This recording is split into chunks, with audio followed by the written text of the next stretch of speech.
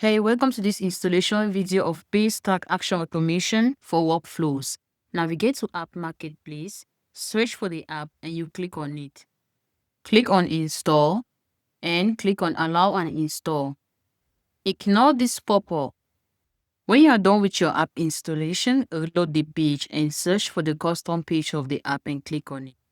This interface is going to pop up with all its features, such as documentation, and everything you need to begin your journey with this specific app is right in here. We have the tutorial video and the configuration walkthrough video that is going to guide you on how to get the necessary credentials to set up your app.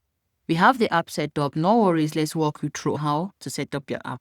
Click on the Start Setup and you will be required a private API key to complete your configuration. Let's head to the account which we've created online. Click on the settings and click on the API keys and webhook. Copy your secret key. Click on the I here and you'll be able to see the secret key.